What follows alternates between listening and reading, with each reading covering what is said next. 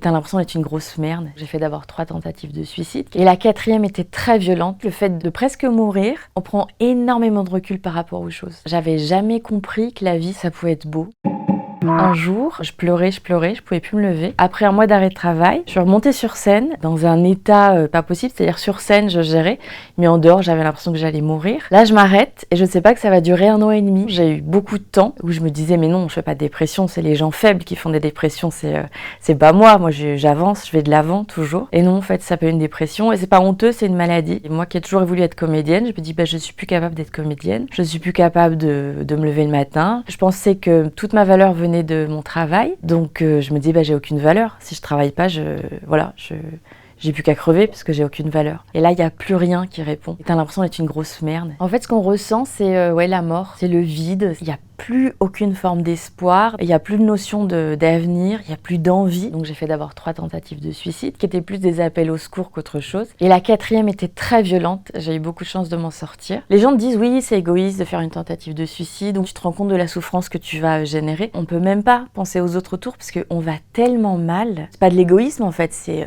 je vais pas dire de la survie parce que c'est en dessous en fait. C'est de la surmort, c'est juste au-dessus de la mort. Pourquoi est-ce que on en arrive là? Parce que c'est long.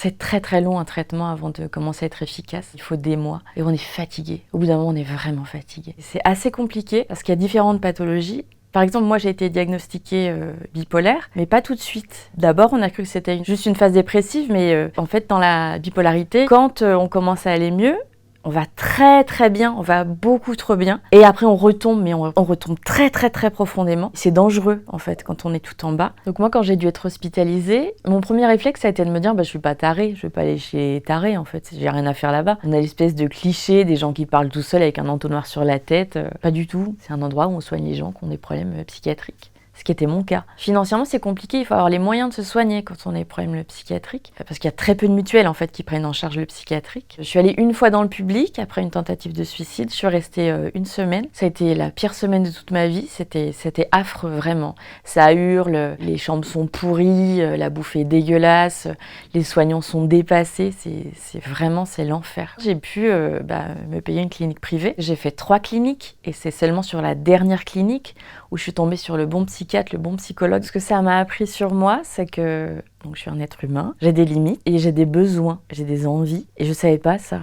C'est fou, hein. Quand on va mieux, ça se fait pas du jour au lendemain. Donc déjà, ça fait hyper peur de sortir d'une clinique parce qu'on prend toutes les décisions pour toi. La bouffe, les horaires, les activités. T'es habitué aux gens avec qui tu traînes. Tu t'es refait un monde à l'intérieur du monde, il faut en sortir. Et de sevrage, c'est affreux. C'est vraiment comme une crise de manque. En fait, on a l'impression qu'on va pas s'en sortir, puis on s'en sort. Le fait de presque mourir, on prend énormément de recul par rapport aux choses. Tout devient moins grave. Ouais, on se réaligne, clairement. Mais aujourd'hui, je dirais que je me sens très bien, mais vraiment. Quand je suis fatiguée, je me repose. Je vais à mon rythme, au niveau familial et au niveau amical. J'ai fait un tri, et en fait, la vie est hyper courte, vraiment.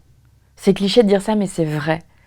Et on va perdre les gens autour de soi, donc il faut en profiter. C'est maintenant, en fait. Avant, j'étais toujours dans l'anticipation. Maintenant, je suis dans le présent. Je peux crever. Dans 10 minutes, j'aurais profité à fond de tout. Et j'ai aucune envie de mourir. Je crois que j'avais jamais compris que la vie, ça pouvait être beau. J'étais en force tout le temps. J'allais hyper mal, mais je me rendais pas compte jusqu'à ce que je m'effondre. Et aujourd'hui, c'est si beau.